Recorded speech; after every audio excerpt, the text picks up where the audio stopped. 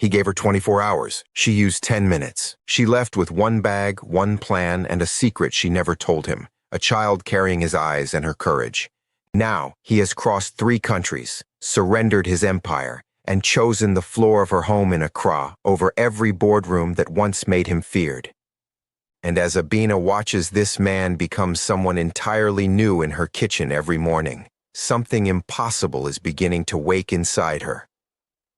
Welcome to Soul of Africa, where African hearts and Korean souls meet in the most emotional love stories ever told. Subscribe to this channel and turn on your notifications. We have so many more stories waiting for you.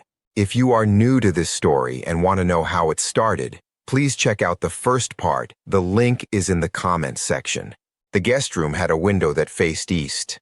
Joon-Ho discovered this on the first morning because the sun came through it at 6:14 and landed directly on his face, and for the first time in years he had no blackout curtains and no assistant who managed the temperature of the room and the angle of the light and the precise hour at which the world was permitted to begin. He lay on his back on a guest bed in a house in Accra, Ghana, and he let the sun come in, and he did not reach for his phone. The phone he had carried for 15 years was in the bottom of his bag in the corner, turned off, the SIM removed and placed in the zip pocket of his wallet the way you archive something you are not yet ready to throw away. He had purchased a local SIM card at the airport. His contact list contained 2 numbers, Salo and a guest house 2 streets away in case Abena asked him to leave. He had memorized both before boarding the flight, the same way he had memorized everything that mattered in his life. Completely, quietly, and without telling anyone he had done it. He made the bed on the first morning. He had never made a bed in his adult life with his own hands, not because he was incapable, but because there had always been someone whose job it was to do it invisibly, the way most things in his life had been arranged and maintained and managed until the managing itself had become invisible to him. He made the bed with the particular care of a man performing an act that is not about the bed. He smoothed the sheet twice. He centered the pillow. He stepped back and looked at it. Then he went to the kitchen to make the coffee. This was, he understood, the entire project, not the formal handover to Kwan, not the transfer documents or the 3 days of transition briefings. The project was this: making the bed each morning as though it mattered, because the person who made the bed was a different person from the one who had spent 15 years giving orders while already 3 moves ahead. The bed, the coffee, the floor. These were the 6 months. He made the coffee at 6:45 each morning. Abena came to the kitchen between 7 and 7:15, depending on Jaewon's mood the previous night, and by the time she arrived the coffee was ready and Joon-Ho was in the doorway or at the small wooden table near the window. Not in her way, not hovering, simply present in the way that presence is different from occupation. She took the coffee without excessive acknowledgement the first morning. She said thank you on the 3rd, nothing on the 4th. You grind it too fine on the 5th without looking up from Jaewon. He adjusted the grind that afternoon without mentioning he had done so. On the 6th morning she took the coffee, and for less than a second, the kind of time only a person paying very close attention would register, she paused before turning back to the counter. He counted that pause. He did not write it down. Jaewon had no opinion about the guest room arrangement. At 4 months old, the most pressing matters in his world were milk, the cloth giraffe with the one loved ear, the ceiling fan that he tracked with the focused intensity of a small person who has identified something interesting and intends to understand it, and the particular quality of morning light through the east-facing window. He was, Joon-Ho discovered across the first weeks, a person of clear preferences and no ambiguity whatsoever. Things were satisfactory or they were not, and if they were not, he communicated this without any of the social softening that adults spent their entire lives constructing and that mostly served to make everything take longer. Joon-Ho, who had built 15 years of operations on the principle that ambiguity was the enemy of effective action, found he had an immediate and genuine respect for this. Jaewon's assessment of Joon-Ho himself was ongoing. He would study him for sustained periods with the comprehensive, uncommitted attention of someone taking information in before reaching conclusions. an expression Joon-Ho recognized because he had seen it across a boardroom table on the face of the boy's mother every time she was deciding how much of the truth to give. The neighborhood had a rhythm that was nothing like Seoul. Seoul's rhythm was vertical. It moved in elevators and video calls, and the particular compressed energy of a city where time was a resource and everyone was always slightly behind schedule. Accra's rhythm was horizontal. It spread across the morning like something that had decided how fast it intended to go and had no interest in being argued with. Women walked by the front gate at 7 in the morning with baskets balanced on their heads, speaking Twi in the particular musical cadence that Abena sometimes slipped into when she was on the phone with her mother and had forgotten he was in the next room. The man 2 houses down had a goat. He walked every morning at 7:30 as though it were a dog, greeting Joon-Ho each time with the same warm, entirely incurious nod that asked nothing about who he was or why a Korean man was standing outside a Ghanaian woman's gate drinking coffee with careful eyes. The children who played in the yard nearby had, within the first week, simply accepted him as part of the street's furniture, occasionally asking him to retrieve a ball that had gone over the fence into the garden, which he did because it was a reasonable request and because being useful in small ways was, he was discovering, more genuinely sustaining than being powerful in large ones.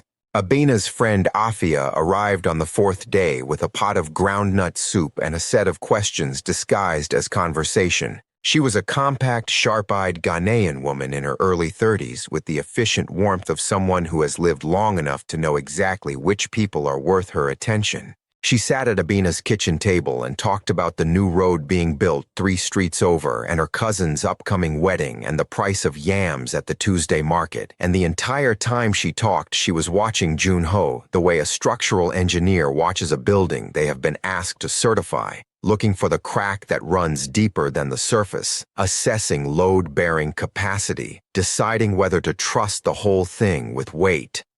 After 40 minutes, she stood up, and in the doorway she stopped and said to Abena in Twi at a volume not quite private, "He makes the coffee before he thinks about himself." "That is not nothing." Abena said something back that Joon-Ho did not catch. Afia laughed, fully, briefly, without self-consciousness, and left. Joon-Ho, whose Twi was adequate for market conversations and increasingly useful for kitchen doorways, decided that the laugh was the more important piece of information. On the 19th day, 3 weeks in, Abena sat down at the kitchen table while Joon-Ho was eating. Not in the doorway, at the table across from him, with her own coffee and Jaewon on her knee, and the particular directness of someone who has decided to begin. She said without preface, "What did you actually do with the organization when you left? Did you hand it over or walk out?" He set down his fork. "Handed it over formally to Kwon. Transfer documents, protocols, 3 days of briefings." He paused. "It took 3 days because I had been running it as though no one else could, which was its own kind of problem." "You were arrogant about it," she said. "Yes." "Are you still?" He considered this with the honesty it deserved. "I am working on it. The arrogance is structural. It built itself into the way I think before I noticed it happening. Dismantling it is slower than I expected and requires more daily attention than I allowed for." Abena looked at him over her coffee. Then she said, "At least you know it is there." She stood, took Jaewon to his mat, and the conversation was over. But it was the first they had had that was not about logistics or terms or the specific rules of the 6 months, and both of them understood that without saying so. The call from Kwon came on the 26th day at 6:52 in the morning before the coffee was made. Joon-Ho looked at the number for 4 rings and then put the phone face down and finished making the coffee. Kwon called again at 7:04. Joon-Ho made the coffee. At 7:18, a message. "The Miyamoto Group has moved on the Busan operation. 3 of our people are exposed. I need a decision." He read the message. He put the phone down. He carried the coffee to the kitchen doorway and waited. When Abena appeared, he gave her the coffee and said, "Kwon called." She said, "I know. I heard the phone." She looked at him. "What did you do?" He said, "I made the coffee." She looked at him with an expression that moved through several things in the time it took her to take the first sip. Then she took Jae-won to his mat, and the day began, and the Miyamoto group and the Busan operation existed somewhere very far from the east-facing window and the smell of coffee and the sound of the neighborhood coming to life. He did not call Kwon back. He understood what that meant, that 3 people would face the Miyamoto group without his authority behind them, that the Busan operation would contract or collapse, that 15 years of architecture would begin its process of becoming historical record. He understood it the way a person understands a sound they cannot stop. It is happening, it is permanent, and standing still while it happens is all there is to do. He did not feel nothing. He wanted to be honest about that, at least with himself. He felt the pull of it, the particular almost physical urgency of someone who has been the solution to every problem for 15 years and is choosing, for the first time, not to be. It felt like holding himself back from the edge of who he used to be. He held himself back. That afternoon, he went to the market with Abena and carried Jae-won in the carrier against his chest for the first time, the baby settling against him with the trusting weight of someone who has decided, without deliberation, that this is a safe place to rest. Jae-won fell asleep between the fabric stalls and the vegetable sellers.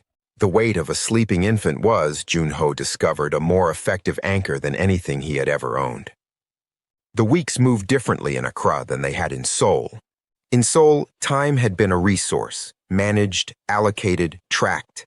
In Accra, time was something you were simply in the middle of. It was warm, and it had a smell, and it asked nothing of you except that you be genuinely present in it. Joon-Ho stopped wearing the watch in the 3rd week and put it in the same pocket as the Seoul SIM card. He learned Abena's rhythms. Not strategically, but because this was the life he was in and she was in it, and the 6 months required genuine presence rather than the careful, managed proximity he had maintained for 2 years in Seoul. He learned that she liked the Tuesday market and the bookshop on the corner that received new stock on Thursday afternoons, that she worked in her office from 10 to 2 with a focused quiet that required the rest of the house to be still.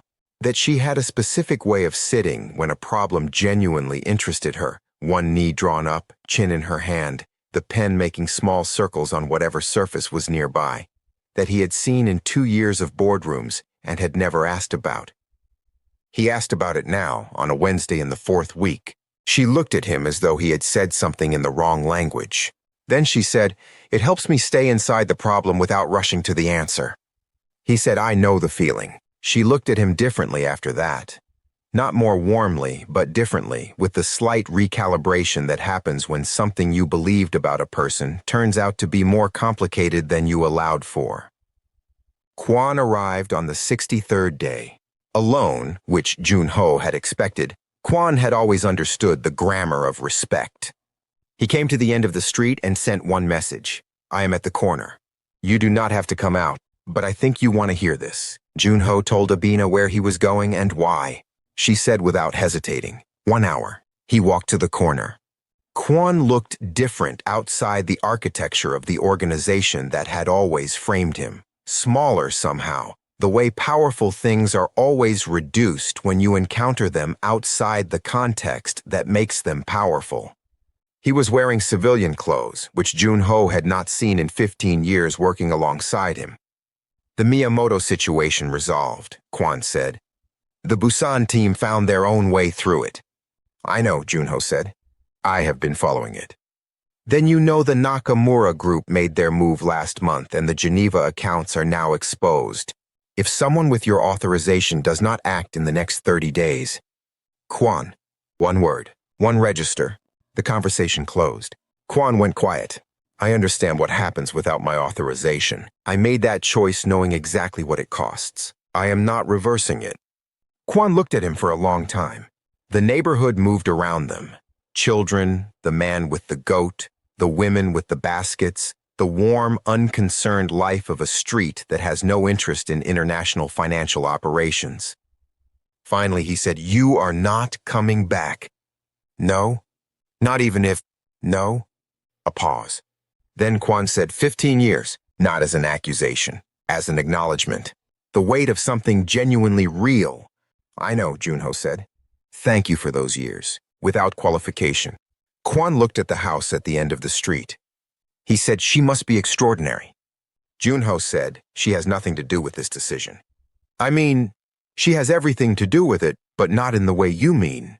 I'm not here because of her. I am here because of who I was becoming without her in the picture. Those are different reasons." Kwon nodded once. He turned and walked back the way he had come, and Joon-Ho returned to the house before the hour was up. And Abena was in the kitchen, and he said, "He will not come back." And she said, "I know he will not." Neither of them mentioned that the kitchen window faced the direction of the corner or that it had been open during the conversation. She had heard not even if and no. She had heard she has nothing to do with this decision, and she had heard who I was becoming without her. She stood at the counter for a while with her coffee getting cold, turning those sentences over, the way you turn something when you are not ready to decide what to do with it, but you know it is not nothing. She did not tell him she had heard. But that evening, she set a third place at the dinner table without being asked. He sat down at the table without remarking on it. She sat across from him. Jae-won, who had graduated from the floor mat to a small bouncy seat at the table's edge, looked at both of them with his ongoing assessment and made a sound that might have been a laugh. Both of them decided it was. The letter from the Interpol Financial Crimes Unit arrived on the 88th day, addressed to Osei Financial Consulting. Abena brought it to the kitchen table and opened it with the particular calm of someone who has operated in a world where letters from regulatory bodies are a professional hazard rather than a personal catastrophe. She read it, then read it again. She set it face down on the table, sat very still for a moment, then picked up her phone and went to her office and closed the door. Joon-Ho, who had been in the garden with Jae-won, saw the closed door and understood that something had changed in the house without yet knowing what. The letter detailed a preliminary inquiry into financial transactions conducted through the Amsterdam routing structure during a 2-year period, flagged as potentially linked to a larger international money movement investigation. The transactions were Abena's work, the architecture she had built for Joon-Ho's organization. The work that, if it reached formal investigation, could end her consulting firm, her professional license, and depending on the jurisdiction and the appetite of the investigators, potentially more than that. She came out of the office at 2 in the afternoon. Joon-Ho was making lunch. She sat at the table and said, "The Amsterdam structure." He set down what he was holding. He turned. "Yes, you knew about this." "I knew it was a possibility." "Yes." "For how long?" "Since month 2. He came to the table and sat directly across from her. "I have been working on it through a legal intermediary in Amsterdam since month 2. The inquiry will be closed before it becomes formal. The transactions are being unwound in a way that removes your name from the architecture entirely. Your firm is protected." Abena looked at him. "You have been managing this. Without telling me?" "Yes." "From this house?" "For 4 months." "Without telling me?" "Yes." The kitchen was very still. Joon-Ho. Her voice was level in the way that level is not the same as calm. "You made decisions about my professional life and my legal exposure without discussing them with me. You took action on something that belongs to me without asking me first. I want you to hear exactly what you just described." He held her gaze. He did not look away, did not reach for explanation, did not move toward justification before she was finished. He let the full weight of what she had said arrive completely before he responded. "Yes," he said. "I hear it. It is exactly the pattern I came here to stop." A pause that cost him something. "And I did it anyway, because I was frightened for you and I moved before I thought. The fear was real. The action was wrong. I know the difference." "Frightened," she said. The word sat between them on the table. She had not heard that word from him in 2 years of boardrooms or 6 months of this house. "Yes, when I found the inquiry, my first instinct was to protect you. My second was to tell you and let you decide. My first instinct won. And I know, Abena, that is the same logic that made you pack that bag. Someone deciding what you need before asking what you want. I did the thing I came here because I had done." She stood and went to the kitchen window. She looked at the garden, Jae-won's mat in the afternoon sun, the plants she had chosen when she first moved in, the small accumulated evidence of a life built entirely by herself. She was quiet for a long time. Then, "Is it resolved?" "Fully closed within 3 weeks. Your name on nothing. Nothing. No trail between the intermediary and me, and no trail between the intermediary and this house. The money came from your personal account, not the organization. Yes, you paid for my legal protection from your own money without telling me you were doing it. Yes. She turned from the window and looked at him for a long, complete moment, her high Akan cheekbones lit by the afternoon light, her dark eyes moving through several things at once without settling on any of them. Finally, she said, I want you to sleep somewhere else for a week. Not because the 6 months are over, because I need to think without you in the house. I understand. He stood up without arguing, without asking for more time, without trying to continue the explanation. He went to the guest room and packed a bag. One bag, the same size as the one he had arrived with, the same size as the one she had left Seoul with. And he walked out of the house and down the street to the guest house 2 streets away. He did not look back at the house as he left, he thought, walking in the warm Accra evening with his single bag in his hand. This is what it felt like. Not the grief of it, the discipline, the decision to leave without needing the other person to watch you go. The guest house was run by a woman named Mrs. Asante, who asked no questions and left tea outside his door every morning. He worked during that week on the final stages of the Amsterdam legal resolution, not because he had been asked to continue, but because it was not finished and he had started it, and leaving it unfinished because Abena had asked him to sleep elsewhere would have been exactly the kind of pride he was dismantling. He filed the final documents on the 4th day. He sent one message to the legal intermediary, confirm when the inquiry is formally closed. Then close your file. He sent nothing to Abena. Each morning he walked past her street, not to the house, only past the corner where he could see the gate open and the kitchen light on at the right time and the chickens near the front step and everything as it should be. He had no plan beyond staying close. He simply stayed nearby, the way a person stays near something that matters without crowding it, because crowding it was what he used to do, and he had learned slowly and at real cost the difference. Abena used the week precisely. She reviewed the Amsterdam legal documents through her own lawyer, who confirmed what Joon-Ho had told her. The work was clean and professional and entirely absent of any mechanism that served him. She sat with that for a full day. Then she sat with the other thing, which was harder, the fear underneath the action. He had been frightened, for her, and in his fear he had moved without asking, which was wrong, the same wrong that had made her pack the bag in Seoul, but the fear itself, the thing that produced the movement, she knew what that felt like from inside. She had been frightened too for 2 years, which was why she had built the door. Fear made people act before they thought. People who had never been frightened for anyone before made their worst possible decisions when they finally were. The question was not whether he had acted from fear. It was whether he was capable, having acted from fear, of understanding why the action was not his to take regardless of his reason for taking it. The legal documents said yes. The single bag and the clean exit from the house said something else. She sat with both of those things for the rest of the week, and she did not arrive at a simple conclusion, because there was no simple conclusion, and she had stopped trusting simple conclusions a long time ago. On the 5th day, she opened the ghost account. The $2,114,000, the insurance, the door, the proof that she could go, was still there, exactly as she had left it. She looked at it for a long time. She had always known, in the part of herself she did not examine directly, that the money was not really about the money. She had built it to know she could. She had left it untouched because spending it would have changed what it meant, would have made it a resource rather than a statement, and the statement was what she had needed.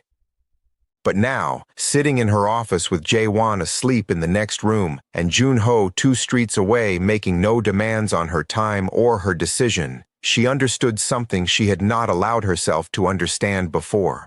The statement had been made, completely and without ambiguity, on the night she walked through the lobby at 2211 with the account untouched and the night ahead. It was finished. The money no longer needed to be a monument to the night she left. It could become something else. The thing it had always been capable of being, if she was ready to let it stop proving what it had already proved. She opened her business accounts. She looked at the plan she had been building for 6 months, the second office, the small team, the training program for young Ghanaian women entering financial services. 4 years on current revenue. She began the transfer, every cent.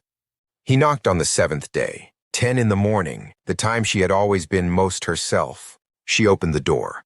He was there with the single bag, looking like a man who had spent a week being exactly who he said he was and had not spent a moment seeking credit for it. The Amsterdam inquiry was formally closed this morning, he said. Your name is fully removed. The firm is protected. She held the door. Did you eat? Not yet. She stepped back. Come in. There is food. He came inside. He put the bag in the guest room and came back to the kitchen and sat at the table, directly across from her, the direct chair. And she put food in front of him and sat down and said, what you did with Amsterdam was wrong in the way you already know it was wrong. I do not need to have that conversation again because I think you had it with yourself and I trust that you understood it. What I want to say instead is this. She paused. She held his eyes with the level, complete attention that had always been her most precise instrument. I know you were frightened. I know because I know what it looks like when you move before you think. And every time you have moved before you thought, in the 2 years I have known you, it has been because something mattered more than the calculation. That does not make the movement right, but I know what it means. He said nothing. He listened in the particular way of a man who has finally learned to hear things without preparing the response. She said, eat, and he did. On the 142nd day, 22 weeks in, 2 weeks before the end of the 6 months, Jae-won said his first word. It was not mama. It was not the Korean word for father. It was a sound that lived somewhere between a Korean vowel and an Akan consonant and was entirely its own invention, the way Jae-won himself was his own invention, belonging to no single geography or language or way of being in the world. He directed it at Joon-Ho, who was on the floor, as he always was, because the floor was where the mat was, and the mat was where Jae-won was, and Joon-Ho had long since stopped needing a reason to be on the floor, and said it with the complete intention of someone announcing a decision they have already made. Joon-Ho looked at him. Jae-won said it again and pointed one small, determined finger. Abena, in the kitchen doorway, heard it. She said nothing. But that night, after the house was quiet, she stood at the kitchen window in the dark for a long time and allowed herself, briefly and privately, to smile at nothing in particular. Just once, just briefly. It was enough. The last piece of the old life came looking for him in the penultimate week. Not the organization. Kwon had respected the goodbye. It was Park, the man who had been the first person to trust a 20-year-old Joon-Ho with anything genuinely dangerous, who was now old and ill and had sent a message through the closed legal intermediary. I would like to see you before I am not here to be seen. Joon-Ho sat with the message for 2 days. On the second evening, he told Abena. She listened without interrupting. How long would you be gone? 4 days. So. He was important to you. He was the first person who treated me as though I had potential I had not yet found. Before I had done anything to demonstrate it. Go, she said. Go say goodbye to the part of your life that deserves a proper goodbye. Come back. He looked at her. The 6 months end in 9 days. She met his eyes steadily. I know when the 6 months end. A pause. Go. Be honest about this the way you have been honest about everything else. He left the next morning and came back in exactly 4 days. He told Abena the old man had looked smaller than he remembered, which was what happened to the people who had made you when you saw them outside the context that made them large. He said, he told me I was the best decision he ever made and the worst thing he ever created. She said, those are probably both true. He said, yes, they are. It was the most honest thing he had ever said about who he had been, and it happened at the kitchen table, at 7 in the morning, over coffee, which was where the honest things happened now. The 6 months ended on a Wednesday, not with ceremony. He woke in the guest room, made the bed, went to the kitchen and made the coffee, the same as any other morning. Abena came at 7:08 with Jae-won on her hip. She poured her coffee. She stood at the counter for a moment. Then she said, it is Wednesday. Yes, he said. The 6 months end today. Yes. She looked at him. He looked back. Outside, Accra was beginning its day. The sounds of the street, the warm morning, the neighborhood's unhurried horizontal rhythm. "You have been in the guest room for 6 months," she said. "Yes." "You made the coffee every morning." "Yes." "You sat on the floor every day." "Yes." "You received Kwan at the corner and told him no." "Yes." "You handled Amsterdam badly and then handled yourself correctly when I asked you to step back." "Yes." "You went to Seoul for 4 days and came back in 4 days." "Yes." She was quiet. Then Jae-won, who had been watching them both with his ongoing unhurried assessment, made his word. The one that was not Korean and not a Khan but entirely his own. He made it at Joon-Ho with complete intention and reached out his small hand. Joon-Ho took it. He held the small fingers wrapped around his and looked at Jae-won, and then at Abena, and then back at Jae-won. Abena watched her son reach for this man. She watched Joon-Ho hold the small hand with the same care he gave to everything that mattered now. She thought about the ghost account, the money she had moved 3 weeks ago into the expansion plans, into the second office and the team and the training program, into the future she had been building since her first week in Accra. She thought about what the money had meant the night she opened it 14 months ago in a jurisdiction he could not touch, and what it meant now, and how the distance between those two meanings was more than anything else the true measure of the 6 months. "The guest room," she said. He waited. "Has a window that faces east." "Yes." "The second bedroom also faces east." She held his eyes with the level, comprehensive attention that had never belonged to anyone but herself. "It has more space. The light is better in the morning." He understood what she was saying. He did not rush it. He took the full weight of it. The 6 months, the bed, the coffee, the floor, the corner, the guest house, the 4 days to Seoul and 4 days back, Jae-won's word, all of it. And he said simply, "Thank you." She said, "Don't thank me. Earn it every day, the same way you earned the last 6 months. It does not stop being something you earn." "I know," he said. "I am counting on that." She looked at him for a moment. That expression that was not quite a smile, the one she had always kept for herself, the one he had spent 2 years in Seoul choosing not to ask about, and the last 6 months learning not to need to. Then she took her coffee and went back to the morning. Joon-Ho stood in the kitchen of the house in Accra, and outside the east-facing window, the city was warm and alive and fully itself, and the guest room was behind him, and something ahead of him was not yet named, but was real and was his, in the particular way that only things you have genuinely earned are ever yours. 3 days later, Abena showed him the business accounts. She set her laptop on the kitchen table and turned it toward him without preface. The $2,114,000 was gone from the ghost account. Every cent had been moved into Osei Financial Consulting, into the second office lease, the salary structures for the small team she had hired, the curriculum for the training program for young Ghanaian women entering financial services. What would have taken 4 years on her consulting revenue alone would now take 18 months. He looked at the accounts for a long time, then at her. "It was never insurance anymore," he said. "No," she said. "It stopped being insurance the night I opened the door. After that, it was just money. Money needs to work." "Can I ask you something?" "You can ask." "When did it stop being insurance? The night you opened the door or before?" She looked at him with the comprehensive, unhurried directness that had always been her most precise instrument. "The morning I saw you sit on the floor," she said.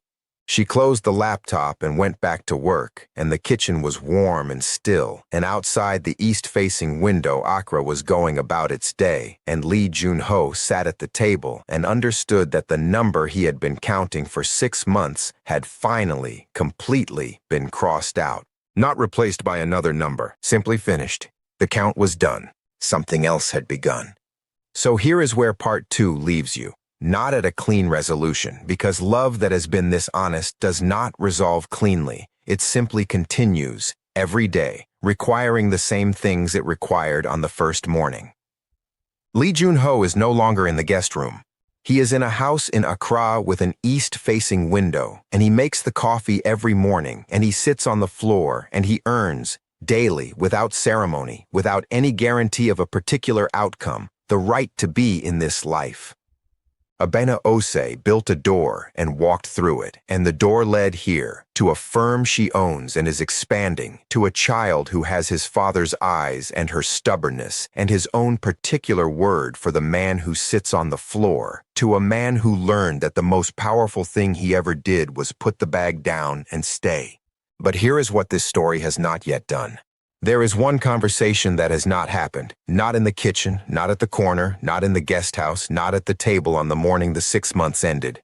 One thing that has not been said out loud, between them in words. You know what it is, and Joon-Ho knows, and Abena knows. And the reason neither of them has said it yet is not because it is untrue.